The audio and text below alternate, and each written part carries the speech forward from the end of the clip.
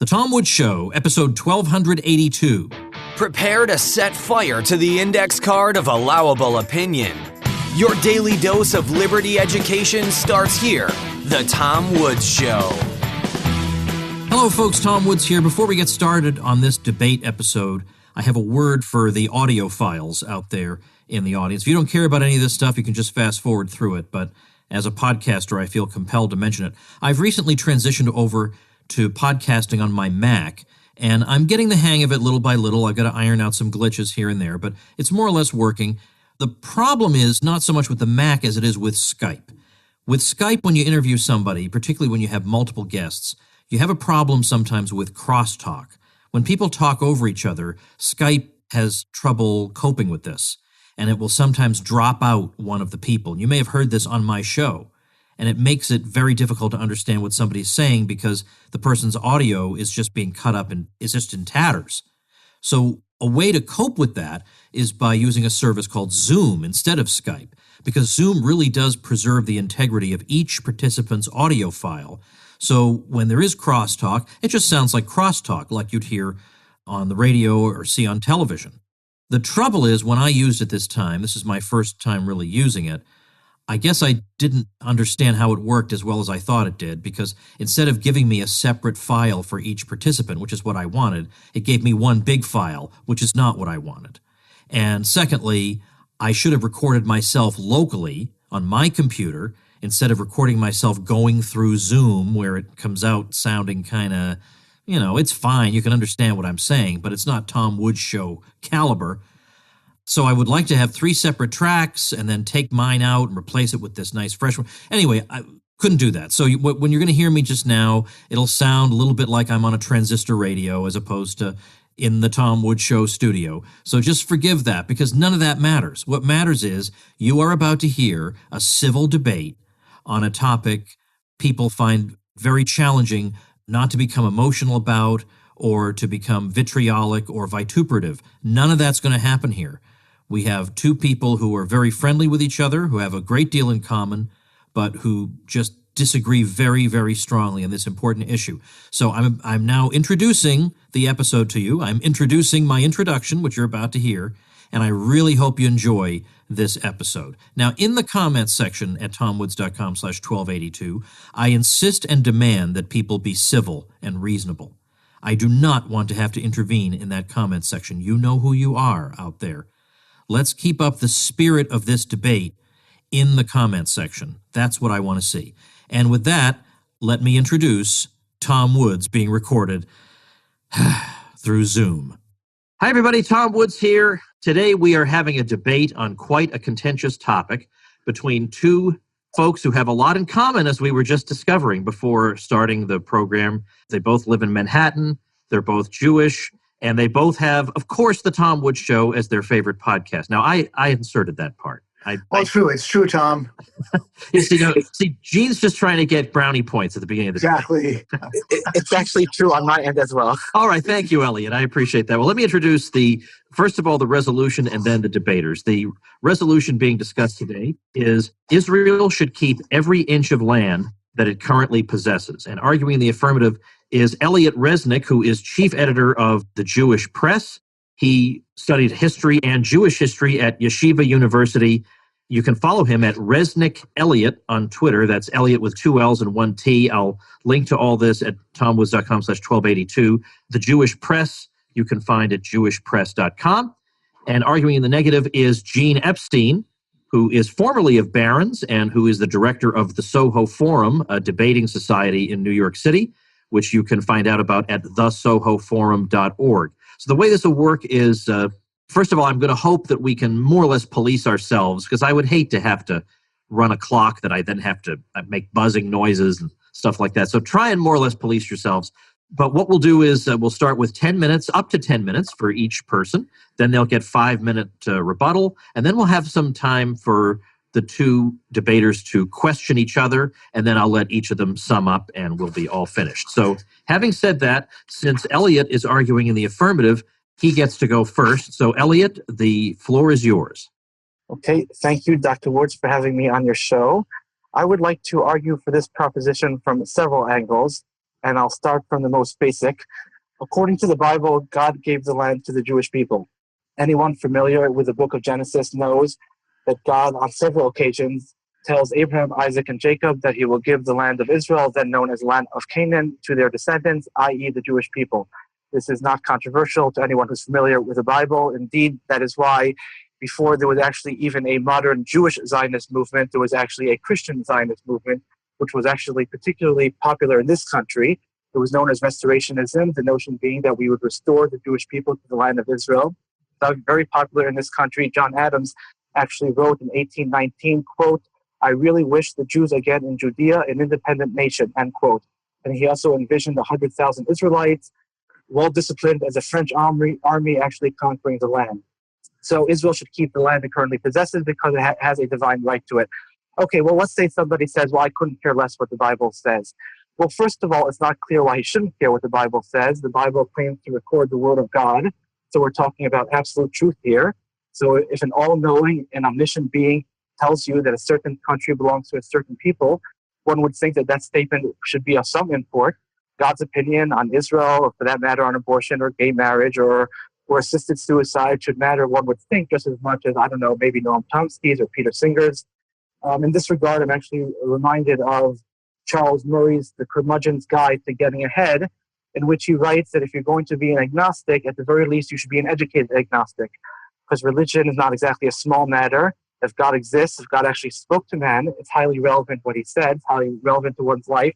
We're talking about ultimate truth here. Okay, but let's say somebody says, I still couldn't care less what the Bible says, or I looked into it and I decided Moses lied and he made up the whole thing. Okay, so why should Israel keep the land it has or not keep the land it has? Well, I actually find the whole question rather strange. I don't know, should America keep all the land it currently possesses? Should Poland keep all the land it currently possesses? Should Morocco keep all the land it currently possesses? I mean, why wouldn't it keep the land that it currently possesses? Well, then some people say, yes, but okay, but the Jews stole the land of Palestine from the Arabs. Well, first of all, I don't think that's true, and I'm going to get to that in a second. But even supposing for a second it were true, okay, so what? Virtually every nation on the planet has stolen the land it currently occupies from one nation or another at one time or another. I don't know, here in the United States, we basically took the land from the Indians. Does that mean we should give land back to the Indians and go back to Europe? There's other examples. They didn't exactly speak Spanish in Mexico 1,000 years ago. They didn't speak Portuguese in Brazil 1,000 years ago. They didn't speak English in Australia 1,000 years ago. So, how far back are we going? If the Jews should leave Israel, then why shouldn't, all of Americans, all descendants of German immigrants to this country, let them return to Germany, let all descendants of Irish immigrants return to Ireland, and all descendants of Italian immigrants return to Italy. And exactly where are we starting history? I don't know, the Anglo-Saxons weren't in England 1,600 years ago. This whole notion of that one nation is occupying land that doesn't belong to it, I mean, if you go based on that theory, again, most of the world's population were not there at the dawn of time. So if you're going to go back in history, you would have to sort of uproot half the world's population, if not more. So that's that. But that's even if someone supposes that Israel did steal land from the Arabs, but they didn't actually, in fact, and that's true for several reasons, among others, and probably most importantly, because there was no Palestine country to steal it from. There was a Jewish kingdom in that area for 1,000 years, starting in roughly in the year 1000 BCE, starting with King David. For around 1,000 years, there was this kingdom there. And then the Romans destroyed the Jewish country and they exiled many of the Jews. The Jews never left completely. There was always a Jewish presence there for all of history, starting from that time. Again, I don't know when you want to start history. I mean, the Canaanites are not around anymore. The Girgasites, the Hittites, the Jebusites, none of these nations are still around. So in terms of the nations that are still around, the Jews were there before the Arabs. The Arabs came much later. So one could argue that the Arabs were trespassers on Jewish land when the Jews came back to Israel starting in the late 1800s. In great numbers anyways, they found Arab trespassers there. So they didn't steal anyone's land. They were there actually first. And again, there was no Palestine country. Palestine is the name of a region, was the name of a region for many years. And the Arabs who lived in Palestine lived under various empires, many Muslim empires. Then starting in the 1500s, they lived under the Ottoman Empire for around 400 years. People forget because, we live in this modern world and we think of everybody in terms of nationhood. And nationalism is foreign to the Arabs in many regards. It was forced upon them by the Western powers after World War I. The Arabs don't really think of themselves in terms of nationalities. Bernard Lewis, who was one of the greatest, if not the greatest expert on the Middle East. He just passed away this past year. He writes that till today, actually, not you don't even have to go back, till today, if you ask, let's say, an American, what are you? He'll say, I'm an American. If you ask, let's say, an Iraqi, what are you? He'll say, I'm an Arab, I'm a Muslim. He might tell you what tribe he belongs to. He might tell you what region he lives in. Fourth or fifth, he'll say, I'm an Iraqi. So nationalism is foreign to the Arabs. And so the Arabs who lived in the area which we call Palestine, a geographic area, yes, they lived in that area, and they were part of the Ottoman Empire, then they were part of the British Empire, but there was no independent country, Palestine, that the Jews took their land from. Today, one of the most popular newspapers in Israel is called the Jerusalem Post. That actually used to be called the Palestine Post until 1948. It was a Jewish newspaper called the Palestine Post. Jews in Israel and Palestine at the time had Palestinian the ID card. There wasn't an Arab Muslim nation. It just was a name of a region. And that's where the Jews came back to starting in the late 1800s. So again, there's no reason Israel actually did not steal anyone's land. Now, the last thing that people would say is, well, Israel should give some of its land to the Arabs because, maybe they have a divine right to it, maybe they have a historical right to it. But if they give some of the land to the Arabs, there will be peace, and that's worth it. Even if no normal person gives away something that's his voluntarily, but give it away anyways for the sake of peace. Now, this to me, I find to be a kind of a laughable claim. The Arabs in Israel have never, ever wanted peace with the Jews. They have been fighting the Jews there for the last 100 years at least. People claim just give them the West Bank and Gaza and all will be well. But first of all, almost the entire West Bank was offered to the Palestinians in the year 2000 at the Camp David summit in Washington, D.C. with Ehud Barak and Yasser Arafat. Arafat said no, and he launched a war. The representative of the Palestinian people is the PLO. PLO stands for Palestine Liberation Organization. That organization was founded in 1964, 3 years before Israel conquered the West Bank and Gaza. So it was founded not to liberate the West Bank and Gaza. It was founded to liberate the entire land of Israel. Indeed, on their emblem is a map of the state of what we would recognize as Israel, they recognize as Palestine. Underneath it, it says from the sea to the river. The sea is the Mediterranean Sea. The river is the Jordan River. In other words, all of Israel. They want to liberate all of Israel, which is fine from their perspective. I don't begrudge them that necessarily. I'm just simply stating a fact that if one thinks that if you give some of this land to the Palestinians, that they will be satisfied, they certainly will not. In 1929, they murdered 67 Jews in Hebron on one day. Why did they murder them? Because Israel owned the West Bank and Gaza? No, Israel did not at the time. They murdered 550 Jews between 1935 and 1938. Why? Because Israel owned the West Bank and Gaza? No, Israel did not own the West Bank and Gaza at the time. Even religiously, the Arabs have a problem letting Israel stay where it is because, according to Islamic theology, for the most part, the world is divided into two, Dar al-Islam, the world of Islam, then the other world is the world of war. And according to their beliefs, for the most, if the Arabs or the Muslims want to own a country, no other people could occupy that country afterwards. And since Palestine, Israel, Judea was under Arab rule for many centuries, not as an independent country, but as part of an empire, therefore it cannot belong to the Jews now. It has to be returned to the Arab Empire, or the Arab, again, going back to the nationhood thing, they think of themselves as the Ummah, the nation being the sort of pan-nation, the Islamic nation. They just simply do not want peace with the Jews, and there was some sort of study done by the Palestinian Center for Policy and Survey Research 2 years ago, and they found that 60% of Palestinians support terror attacks against Israeli civilians inside the Green Line, meaning not in the West Bank or Gaza, but in Israel, what is considered Israel proper. So Israel should keep every inch of land it currently possesses because it has a divine right to it, has a historical right to it. There's zero reason that any country would ever give up any land it currently possesses. If somebody claimed your house and said, I'd like part of your house, you would say that that's very nice, I'm not giving it to you. And if somebody thinks that giving away some of the land would somehow bring peace to the Middle East, I would really say that person is, you'll excuse me again, but perhaps being delusional. Thank you. All right, thank you, Elliot. Now, Gene Epstein, you have 10 minutes of your own for the negative. Thanks. Well, let me begin by speaking to podcast listeners who share my strong sense of Jewish identity. I do believe that Zionists and Israelis have committed injustices and even heinous crimes against the Palestinians.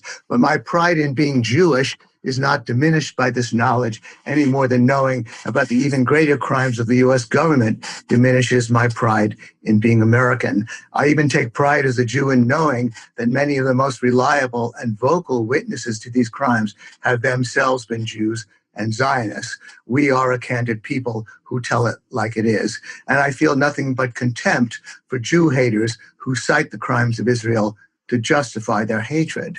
I've been told at times that my views make me a self-hating Jew or even a Jew who hates other Jews. They might as well level that accusation against the Israeli Peace Now movement in Israel itself, established in 1978, or its sister organization, Americans for Peace Now, or against other Jews who have helped shape my critical opinions, such as Sheldon Richman or the Israeli expatriate Ilan Pappé.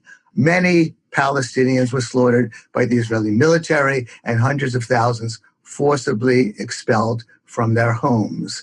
That leaves us with the tragic irony that ethnic cleansing was perpetrated by Jews who had themselves been victims of ethnic cleansing for centuries. There is no way for Jews of all people to justify these crimes or to maintain that they were justified by the greater good of creating a Jewish state.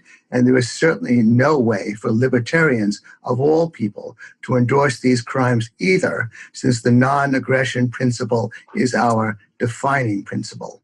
Speaking as a libertarian who also believes in property rights, there is no disputing that the Palestinians have property rights in land that was forcibly taken from them by the Zionists. They were tillers of the soil according to the principle set forth by John Locke. Some of them are still alive, but for most who are not, their children and grandchildren have a direct claim to the restoration of that property that any libertarian must support. Elliot Resnick would justify these crimes, and whether or not he's a libertarian in other ways, he has chosen mainly to invoke the Bible as the justification for Zionist actions. Now, his other ploys have been to speak about nation states and nationalism and the fact that Palestine was not a nation state. If he's a loyal listener to the Tom Woods Show, he should recognize that that is not the argument that we libertarians make. The argument that we make has to do with property rights. And property rights as defined by mixing your labor with the soil, being a tiller of the soil. And if Eliot is saying that this necessarily implies that other wrongs have to be righted, that other directly traceable property rights were denied my ancestors, that I can directly trace to my ancestors, then those cases can be brought. By and large, however, as a practical matter, obviously, I don't even know whether I, as an Ashkenazi Jew, are descended from the ancient Jews. There's arguments that I am not. And so clearly, the Jews alive today cannot trace property rights in land to 3,000 years ago. In fact, that was the debate settled on the Tom Woods Show with Jeremy Hammond. So again, I asked Eliot to focus on property rights and forget the Bible, because as he seems to grant, not all of us in the 21st century have to grant this form of religious fundamentalism.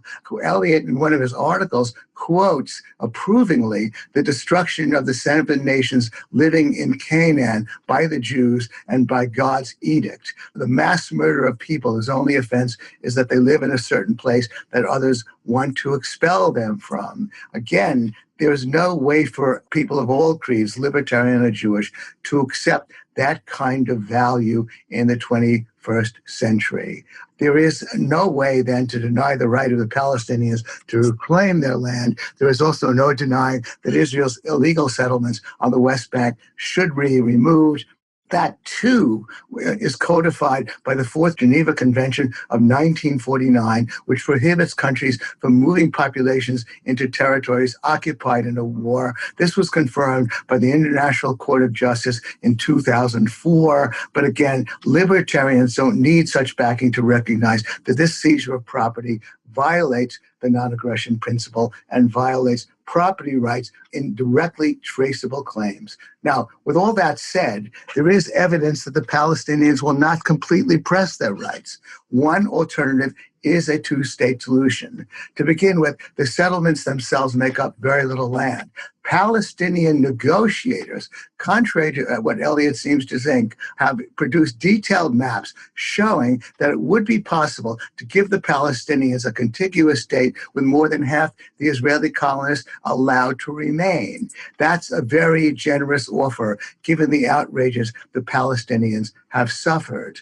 Elliott objects because he thinks the settlers have a right to keep every inch of land they've seized. I've already dealt with that objection. Apart from that, he seems to be convinced that the Palestinians are in general so depraved and so intractable that negotiating with them is next to impossible. It is true that Hamas, that the name is supposedly synonymous with terrorists, takes the formal position the Palestinians should be given back their property, which means it does not formally recognize Israel. But contrary to the claim or Elliott's implication that it seeks Israel's destruction, Hamas has in fact long declared its intention of seeking a Palestinian state alongside Israel, a position Hamas has repudiated over the years. No such reciprocal statements have been made by the Israeli government.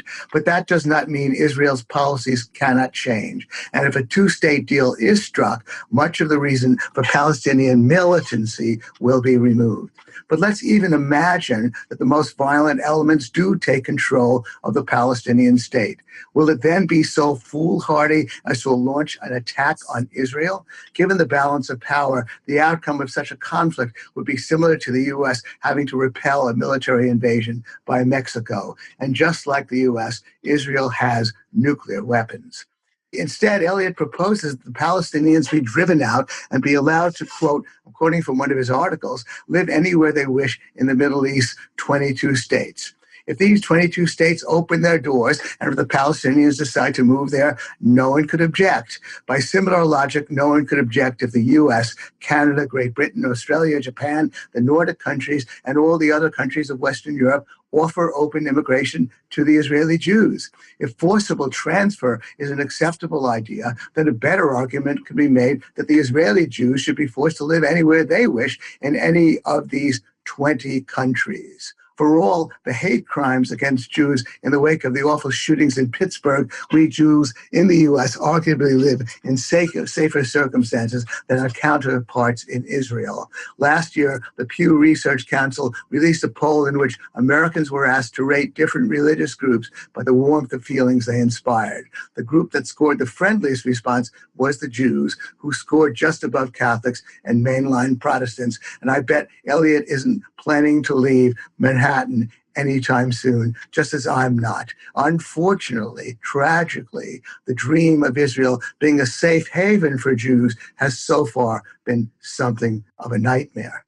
If these 20 countries open the gates to the Israeli Jews, it would be one important way for them to make amends for having shut the Jews out during the Holocaust and during its aftermath, when our people were in dire need of refuge. And the Israeli Jews are certainly desirable immigrants, a skilled and productive people who would enrich these countries both culturally and economically.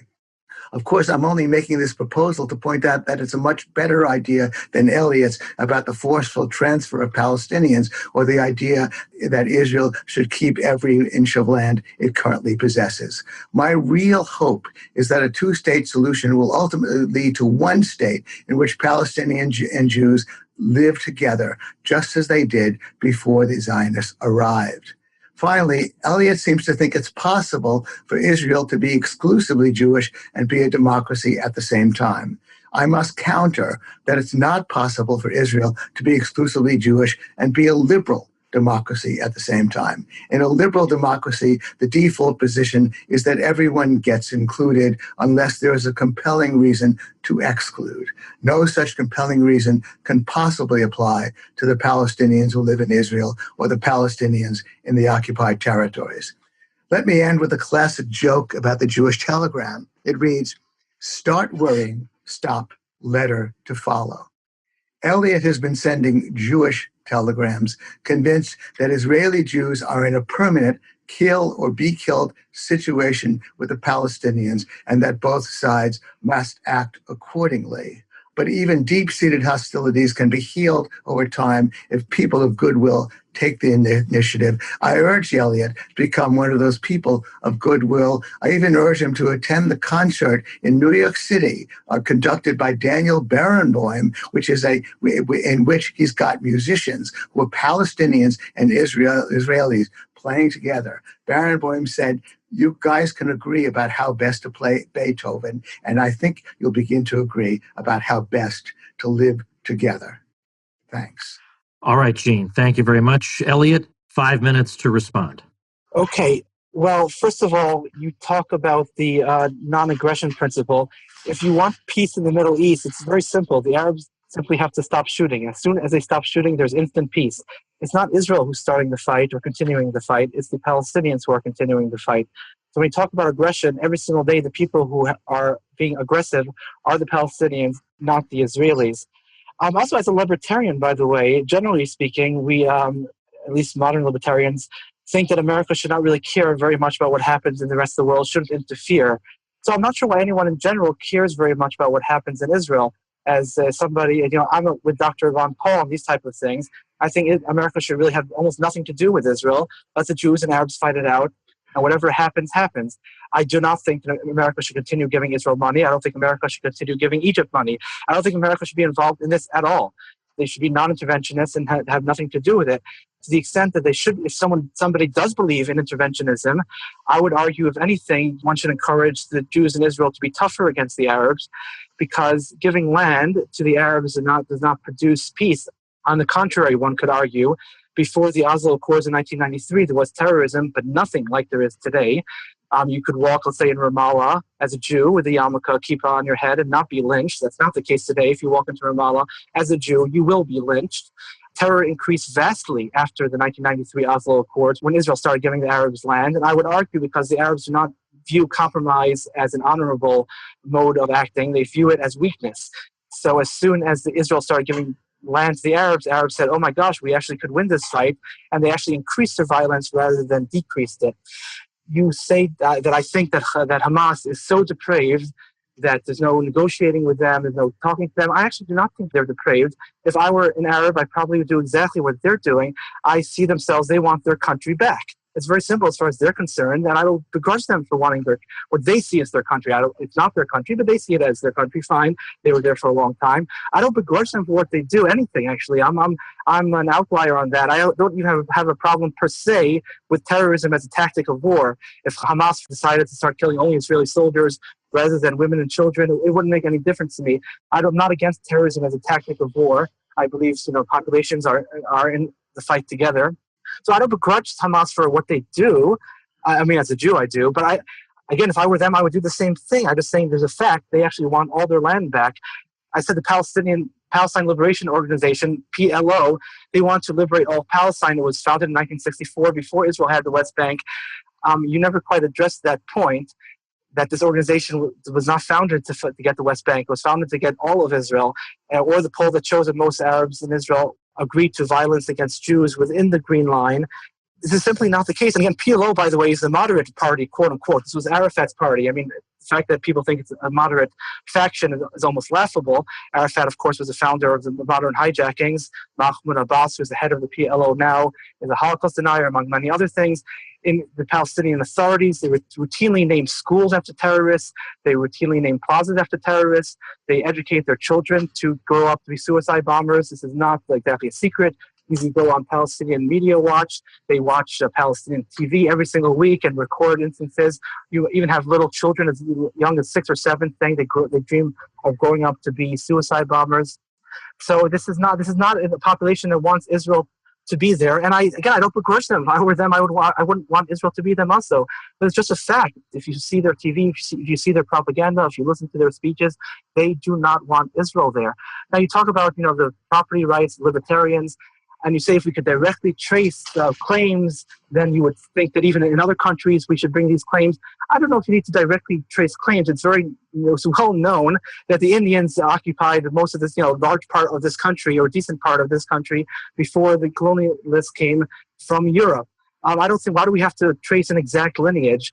We know that the Indians were, in certain places, and we know that they're not there anymore. It's very simple. Give it back to them if one really believes in property rights. And just lastly, before I conclude, you say, well, we shouldn't care what the Bible says. Again, I'm not sure why we're dismissing the Bible out of hand. It's relevant if the Bible is true. If God actually did speak to men, is it not relevant what God's opinion is?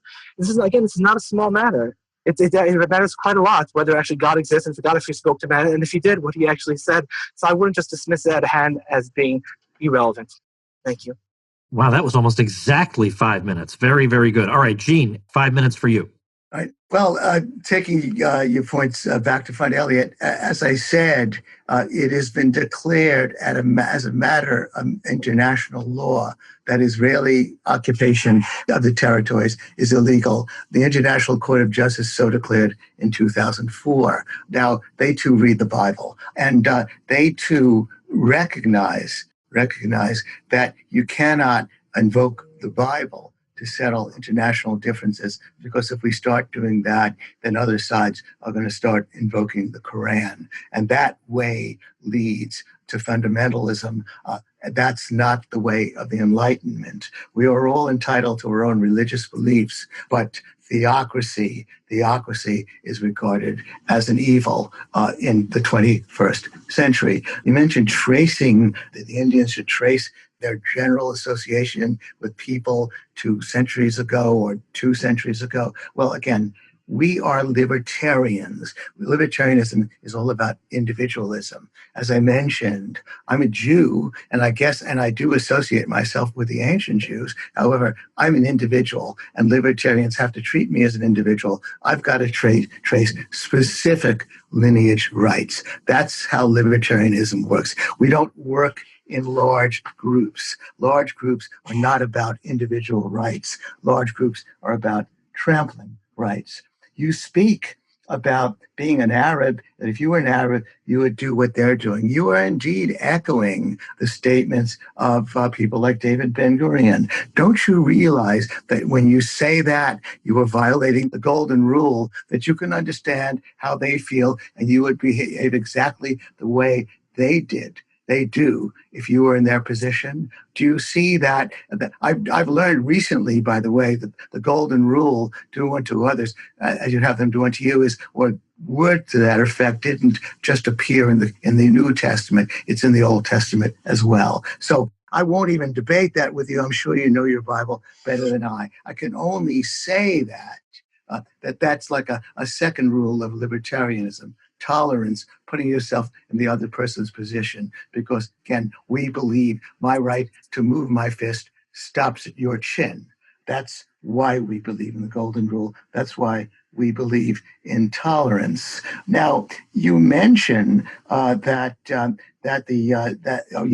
You talked about how I did not acknowledge that there was militancy on the part of the PLO. Indeed, militancy on the part of the Arabs going back 90 years. Well, that was definitely a response to the Zionist takeover of the land.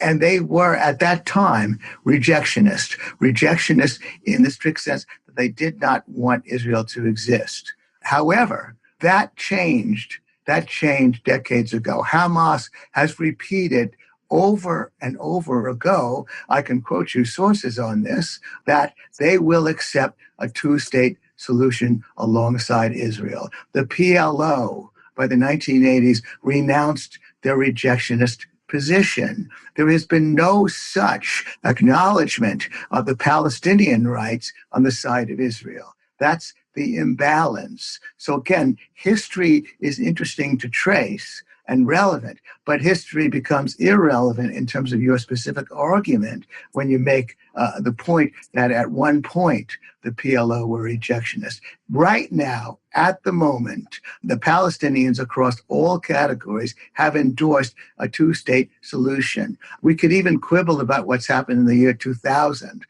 Arafat really was not offered a solid two-state solution. However, that's, again, beside the point. If Israel puts that on the table, as it has not, a viable, contiguous Palestinian state, indeed along the lines of a map that the Palestinians have drawn, let's see what happens, since the Palestinians have continually said that they would accept it. The Israelis basically talk about concessions from their assumption that they own the entire West Bank. But again, all of that's beside the point. I will send you the map that the Palestinians have delineated about a contiguous state, and let's see, and let you determine whether that is acceptable to the Israelis. And when you talk about the terrorism on either side, well, gee, we could argue about that too. But you do recognize, I assume, that Israel is a very powerful military state. Its initiatives and and the punishment it's imposed on the Palestinians has been, unfortunately, a major crime. And finally, I agree with you. I mean, you latch upon being a libertarian, and your one element of libertarianism is indeed valid. The U.S. has been supporting the worst elements in Israel, and it should stop doing so. I completely agree with you. I only suggest to you that you sharpen your understanding of libertarianism generally. It's about individuals' right to property that is directly traceable. It's all about individuals. I guess I've exhausted my 5 minutes, Tom. Yeah, well, that was about 6. Oh my God, I apologize. I'm being fairly liberal, but I'm giving Gene a warning officially here. All right. Okay. Now let's move into the period where you two can talk to each other directly. And in the past, when I've had these debates, I've been very stilted in how I've done them. This person speaks, now this person speaks. As long as you're not shouting each other down, I don't mind a little bit of crosstalk. But Elliot, why don't you start with a question for Gene? Okay, I want to start with, I was watching actually a debate between an Israeli far right-wing nationalist and a more of like a peace now type personality that you were referring to before, also a Jew, in 1989, I believe. And the person was arguing, the peace now type person was arguing, let's give the Arabs some land. And if they ever start, being violent, you're warning that if we give them a state, it will make matters worse rather than better. If they start being violent and Israel is powerful enough, we'll just reconquer the land and all will be well. And then we'll just reverse ourselves. We'll say, okay, we made a mistake. We're sorry. We thought giving them a state would work. We obviously were mistaken. I would wonder, with you, what would make you change your mind? If we gave, yes, that's basically my question. What would Arabs have to do to make you change your mind about their intentions? Well, I'll shock you, Elliot, by saying absolutely nothing. Some of the most evil states have been Germany. I didn't say, I accept the reality of nation states. And I accept the reality that the creation of a contiguous nation state, not something like Gaza that's surrounded and blockaded, but a nation state that's viable and contiguous, is essentially a concession on the part of the Palestinians. They have property rights. You don't have to be look, if you're a criminal in other ways, you're going to end up in prison for your crimes. And if the nation state of Palestine decides to become a belligerent, as I said, then Israel has a right to respond. And as I said, if that does happen, it will be like Mexico being foolish enough to try to invade a nuclear power like the U.S. Then indeed, Palestine will be the aggressor state, and Israel will have a right to repel that invasion. But we repelled the Germans.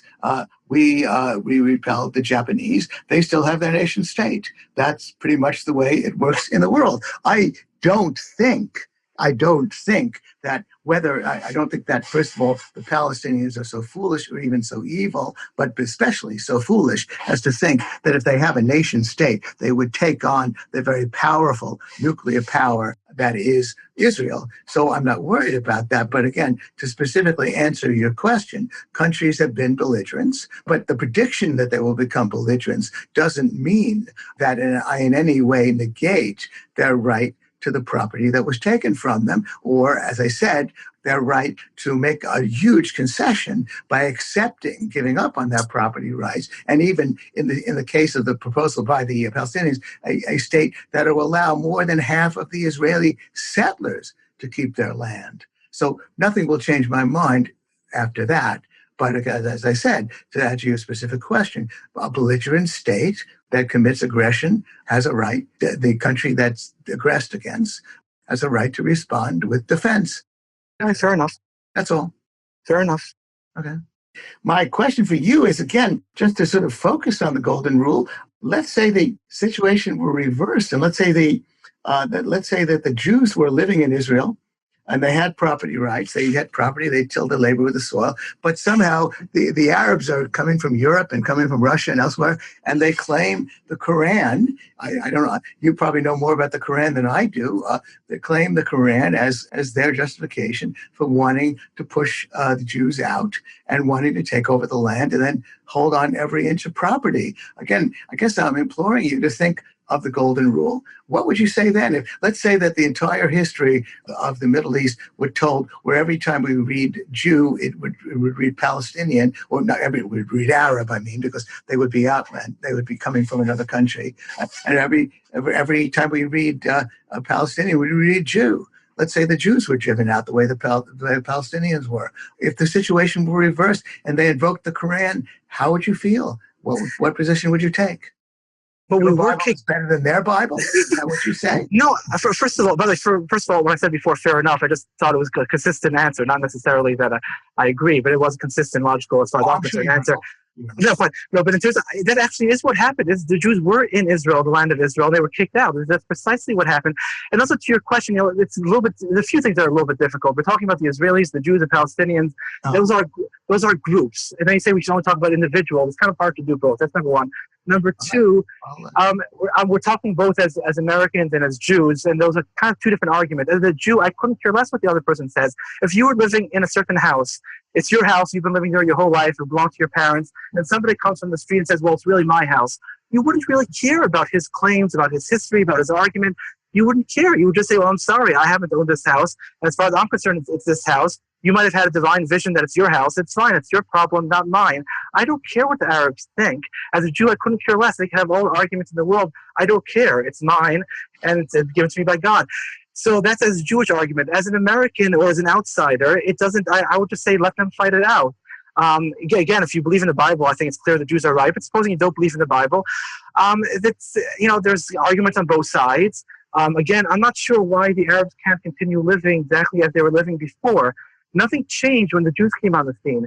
The Arabs did not have an independent nation before. They were living under the Ottoman Empire. They could continue living under in the Jewish country. Indeed, over 1.5 million Arabs do live within Israel, and they have more. Do you deny that 700,000 of them were forcibly driven out? Some of them, no. A lot of them fled because they fled. A lot of them fled. And are you saying that if you were to flee, I don't know if you own a home in Morning Sunny Heights, but if you were to flee your home because shooting starts, then you can't get it back? Is that the rule that you're imposing? You're asking. Let's even say they did flee. They fled. They fled because the Jews wanted them out. No, they also fled because their leaders asked them to leave. Excuse me? I'm sorry? They also left because their leaders told them to leave to a certain degree. Well, we can argue about that. I know different debates on that. Well, again, speaking as a libertarian who believes in property rights, are you really saying, my wife and I own our own co-op, and if somebody tells me to leave because certain shooting starts, does that mean that I give up permanent rights in that co-op that I bought and that I own? Is that your concept of property right? That you've got to give that unless you have a good reason for departing your own property, you can't ever get it back. Is that true? Well, again, I don't think it was their property. They were trespassing. It was Jewish land. What? I don't think we were kicking anybody out. The Arabs were trespassers on Jewish land for a long time. Right. It was never theirs. But again, let's go back to you talk about individuals. We're talking about individuals. The settlements were built on, for the most part, empty land. the Jewish cities in Israel that were built on Arab land are actually the cities in Israel proper. Cities like, Yaffo and cities on the coastline. The settlements, for the most part, were built on empty hilltops.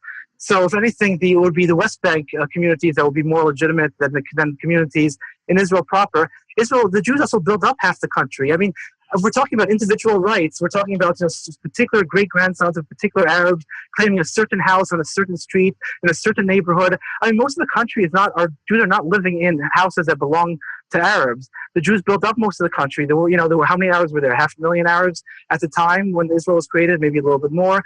The Jews owned 7% of the land in 1948. 7%, actually slightly less than 7%. The other 93% was owned by Palestinians. It was not owned by default. By default, maybe they owned it. They didn't own it. There was tremendous. You walked it, but no, you walked. Sorry, go ahead. They owned it according to libertarian principles. No, they didn't till most of that land. The Jews drained the swamps. And go to Israel today. Go to the West Bank. There's a tremendous amount of empty land there. This was not owned by anybody before. No one was working the area before. Well, by the way, let me give Grant a little bit on this, Elliot, because I'm not. I mean, maybe you and I can have a little bit of a meeting of minds. As I said, you should be interested in the map that was drawn, in which it actually said that the Israeli settlers could keep, I think it was like 63% of the settlers could remain, and there could be a this is a Palestinian proposal. And so it is not. Because, yes, okay. See, now I don't really care for word, but it's not reality, though. But what I'm saying is that the Palestinians, again, I know drain swamps and all the rest of it, or default. Again, I'm only trying to counter you. This is a clash of values, by and large, more than it's a clash on the facts. I'm only trying to appeal to your libertarian side. And again, when you talk about how we're confused by individuals and nations, I'm only saying specifically that the Palestinians, on strict libertarian grounds, have a right to the land that was taken from them. They own 93% of it, according to libertarian principles. But I'm saying that they will waive that. They will waive that and make a huge concession and accept a contiguous state. That's my main point. So then it does indeed become a matter of nation states and a two-state solution, although I think they should all live together. And I think that they can ultimately get along. Historically, they did, by the way. They're both Semitic peoples, as you know, the Christians and Islamics. And of course, they have a direct association with the Jewish God. So there's a lot of good hope for this to happen. But again, I'm only trying to urge on you the idea that you respect libertarian principles and not talk about reasons for why they might have left their land, because they fled, because people told them to, or that the Israelis drained swamps or whatever else. I'm only asking you to focus on their particular rights in their property. And once you do that, then I think that a deal can be struck. And then again, as I say, you seem to think that the burden is on the Palestinians not to show that they're belligerent. There's no burden on them to do so. But obviously, they have a right. A deal can be struck. And when a deal is struck and all the bitter feelings are potentially allayed, then I think there can be peace and I think there can be prospects. But if that doesn't happen, I grant your point. If they turn into being a belligerent state, then Israel has a right to meet it with belligerence. And again, the one point I liked on your part, although I'm not even clear why you insist on it, so I guess perhaps to associate yourself as a libertarian, is indeed the U.S., the United States government, has no right, no involvement, should have no involvement at all in the Middle East. I agree with you. It shouldn't be sending money to Egypt, Israel, or any other country. But I submit to you, of course, that it does that to support some of the worst elements in Israel. That's why it does that. But I'm glad at least we agree on that point. Well, I wonder if I can jump in for a minute. Can I jump in? Gentile jumps in. Okay, go ahead, Tom. All right. I'm going to ask a question of each of you. I hope Elliot takes his time on this one because I just forgot the question I was going to ask Gene. I remember what the heck it was. But you can find today, every now and then, holding anti-Israel demonstrations, some anti-Zionist Jews who make the argument that Zionism itself, they say, now this gets us a little bit beyond the scope of the conversation, but not too much. They say that Zionism itself was a form of hubris, that the Jewish people will be restored to their land at a time of God's choosing, not through man's unaided efforts. And that this is why, they said, the most religiously observant Jews were not Zionists at the beginning. Is that true, or how does Elliot reckon with that? Most of what you said is indeed true. They believe there's actually a famous statement in the Talmud that God sort of made the Jewish people swear that they will not go back up to Israel. The words are as a wall, whatever that means exactly, there's different interpretations. The Jews will not return to Israel as a wall until God sort of starts the process. The Jews won't do it on its own. So some people get around that by saying, well, the Jews didn't go up, they didn't conquer the land militarily, they conquered it, through the Balfour Declaration. The English Empire gave it to them, and then the United Nations gave it to them. So that's one argument. Another argument is that also there's 3 oaths that God made at the time. He made the Jews swear to several things. He also made the nations swear that they would not oppress the Jews too much. And so the more religious Zionists would say, well, the non-Jews broke their oaths, and so the oaths are interdependent. And so if they broke their oath, and our oath no longer applies, and now we're allowed to conquer the land. It is indeed true. You are right. Most religious Jews did not favor the Zionist movement, but there were several reasons. It wasn't just because of this reason, the 3 oaths. Another reason was most of the Zionists were secular, and the notion that the Jews would return to the Jewish homeland under the leadership of non-religious leaders was anathema and just inconceivable to the religious Jews. It was impossible that God would return us to the land with the people who break the Sabbath, some people who don't even like Judaism. Many secular Zionists want to create a new Jew with nationalism at its core rather than religion. So yes, everything you're saying is true. Most religious Jews did not favor it for those reasons. One, theological, and also because they didn't want to join a movement that was led by secular people. But there were always exceptions. There was a religious Zionist movement from I think founded in 1903, I believe, and increasingly today there are many more people. Especially after the state was created, a lot of people thought it shouldn't happen that way, but it did happen that way. The Jewish homeland was reconstituted, so maybe we're not as smart as we think, and maybe God had different plans, and therefore almost all religious Jews today support Israel. They might not believe it's the beginning of the Messianic process, but almost all Orthodox Jews support Israel. The people you're talking about, yes, they have beards and they wear the black hats, so they're very visible, and they show up at Arab rallies supporting them. They show up at Israel rallies counter-demonstrating. You're talking about several dozen people, maybe a few hundred people. We're talking about, a tiny fraction so that doesn't really represent anymore the opinion of most religious Orthodox Jews. Can I comment on that question, Tom? Oh, yeah, quickly, because I'd like to ask you a question. All right. Oh, God. Okay. I'm trying to be quick. First of all, I just want to correct Elliot on one point. The United Nations General Assembly made a ridiculous recommendation about the partition of Israel in 1947-48. And I could talk about why it was ridiculous, but the General Assembly recognized that was only a recommendation. They had no right. The UN had nothing in its charter ever said that it could create a state. It died in the Security Council because the Security Council recognized they never had any right. Aside from that, briefly, it doesn't matter how many people had these opinions, Elliot. The fact is that I have indeed been informed that interpretations of the Bible are ambiguous as to whether God really decreed that Israel should be a state. Again, it doesn't interest me because then it's my Bible against your Quran. That way leads bloodshed. But at the very least, grant that there is, as you seem to grant, there is a respectable opinion that even disagrees with your view that this is what God wants. All right, Gene, a question for you, and then we'll wrap up with closing statements from the two of you. My question involves something Elliot said. He made the point that the PLO was created in 1964, yes. 3 years before the Six-Day War, yes. and before there were the so-called occupied territories. So does that not at least help you to understand why some Israelis would be concerned that there's an agenda beyond simply the occupied territories going on here, and that if Israel were to yield some of what it considers to be its land, you would not be appeasing these folks, but encouraging them to demand more and more and more? The reason why it doesn't, Tom, is as follows. If you want to trace the history of what went on, Elliot actually talked about certain acts of violence in the 1920s. Indeed, the Balfour Declaration, the Zionist movement, made it quite clear. Theodor Herzl, who is the godfather, who was the one who started the Zionist movement, he was the one who said that the Palestinians have to be transferred out of the land of Palestine.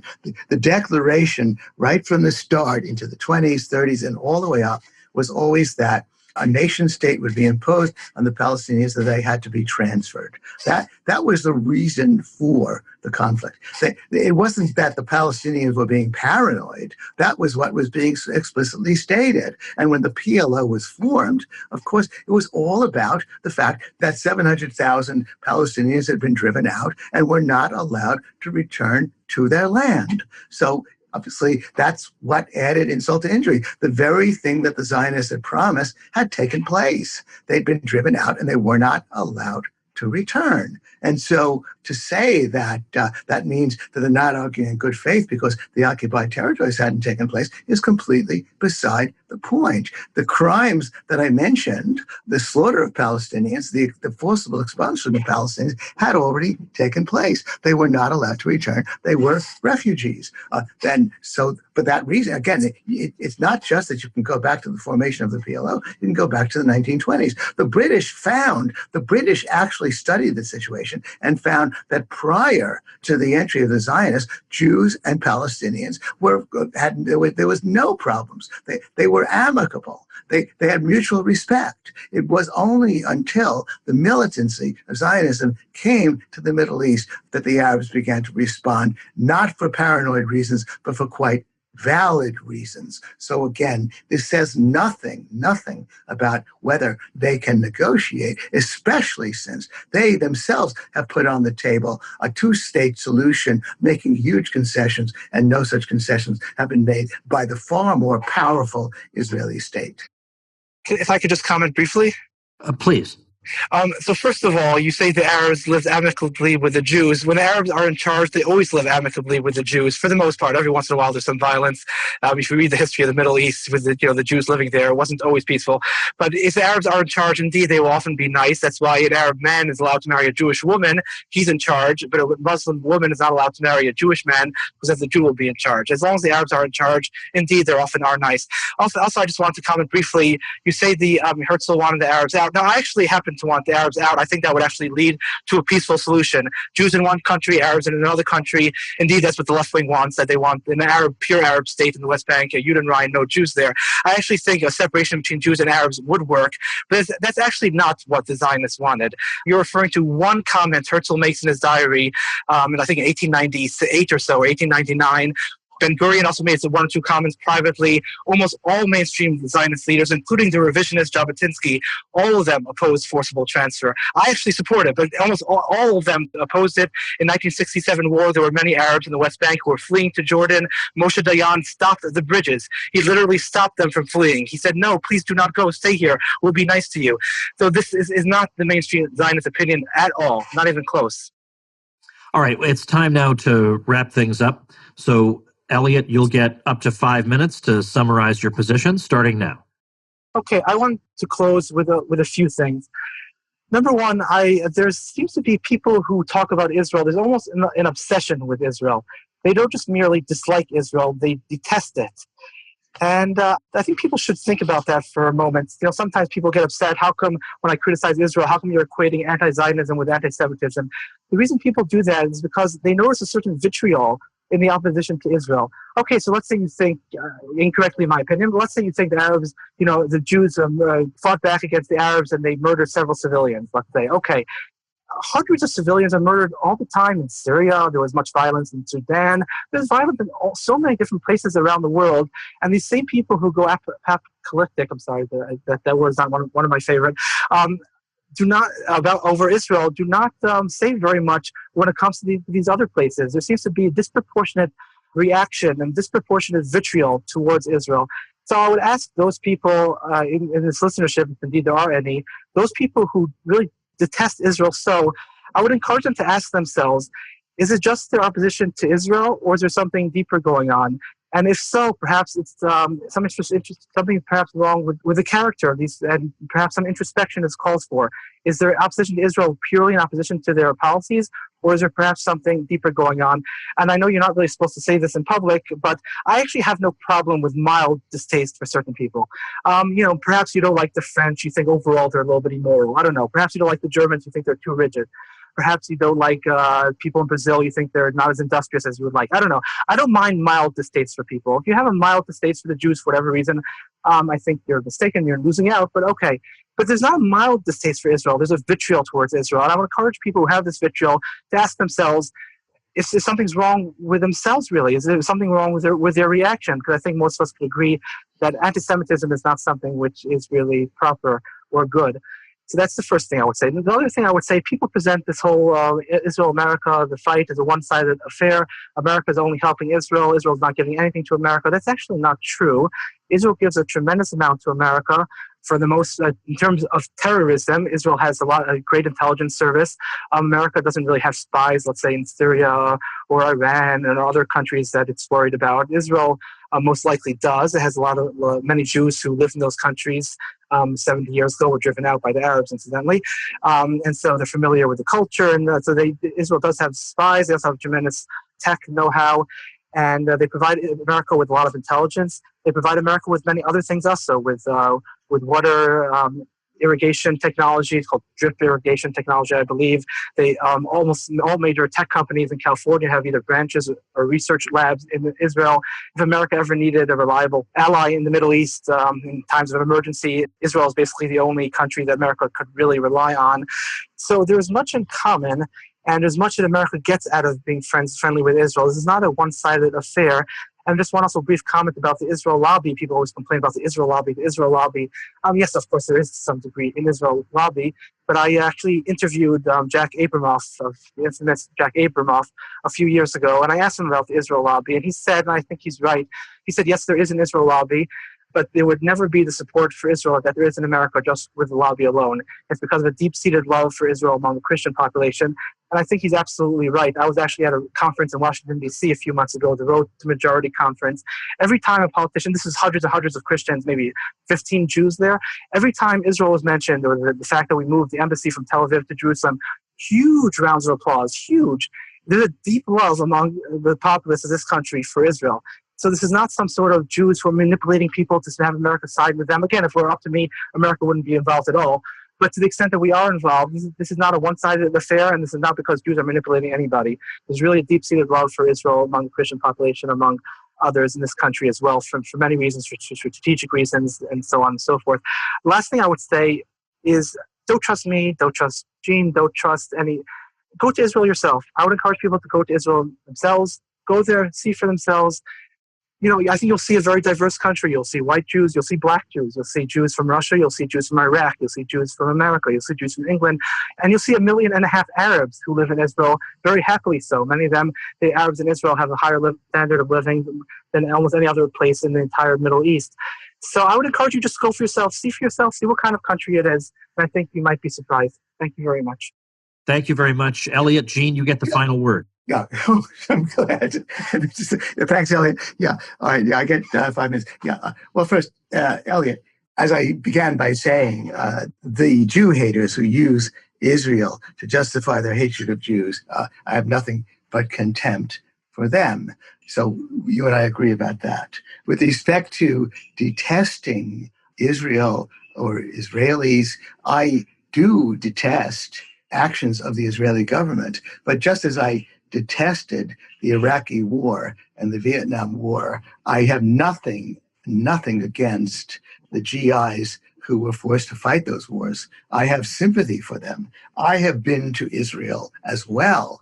I have many Israeli friends. I have Israeli friends who support my views. And so I, again, want to counsel you to think in terms of a libertarian. You might say that, well, maybe you generally don't like certain nationalities or certain groups, and that's fine, or have different opinions about certain nationalities or certain groups. However, you know, hopefully, as a libertarian, that you treat everyone as an individual, whether he's a part of that group or not. You judge him on the basis of who that, or her, on the basis of who that person is as an individual. You are quite right, by the way, that it's not the Israeli lobby. It is indeed the ideology of Christian fundamentalists that agrees with you about the divine right of the Israelis and the Jews to be in Israel. And that, too, is unfortunate. Now, I was also raised. I mean, I think I'm a lot older than you, Elliot. I read the runaway bestseller Exodus by Leon Uris. I saw the movie with Paul Newman and Eva Marie Saint, and I was brought up with the same narrative that the awful injustices that have been done to the Jews are such that their relatively peaceful movement into Israel is really okay. But let me return to a couple of facts, Elliot. I recommend that you read an article by the former Israeli Foreign Minister Shlomo Ben-Ami in Foreign Affairs. He wrote, "The noble Jewish dream of statehood was stained by the sins of Israel's birth. Those sins involved the often violent expulsion of 700,000 Arabs as Jewish soldiers conquered villages and towns throughout Palestine." That's the former Foreign Minister Shlomo Ben-Ami quoting Ben-Gurion in 1948. Ben-Gurion declared at that point, October 1948, "The Arabs of the land of Israel have only one function left to them: to run away." Ben-Ami wrote, "And run they did. Panic-stricken, they fled in the face of massacres in Zaytun and El Eben, just as they had done in the wake of earlier massacres in Deir Yassin." Now, I found that that's what happened. That doesn't diminish my pride in being a Jew. That doesn't diminish my enjoyment when I visit Tel Aviv or my reading of Israeli novelists. None of that is diminished. There is a way out. There is the potential on both sides. There is Daniel Barenboim, a Jew and an Israeli, who's bringing a Palestinian Jewish orchestra to New York City in the next few days. I read about that in the New York Times. I recommend that you attend that concert and recognize that there is potential to heal these wounds, to give up on hatred, and to recognize that we don't have to cite the Bible against their Quran. We don't have to be religious fundamentalists. It is possible, even after all that's happened, for Jews and Palestinians to live peacefully in the Middle East. All right, and with that, I will say thank you to both of these gentlemen, Elliot Resnick of JewishPress.com, Gene Epstein, thesohoforum.org. The fact that we were able to have this lively but friendly conversation on such a contentious topic says a great deal about these two gentlemen and, a little bit about the Tom Woods Show itself, which I urge you to subscribe to over at tomwoods.com. I can agree about that. The Tom Woods Show is our favorite show. I'm in the middle of my pitch here. Sorry. Well, you need me to help you out, Tom. Thanks, Gene. The way to subscribe is over at tomwoods.com/iTunes. Thanks to you both, and I'll see everybody tomorrow. Become a smarter libertarian in just 30 minutes a day. Visit tomwoods.com to subscribe to the show for free, and we'll see you next time.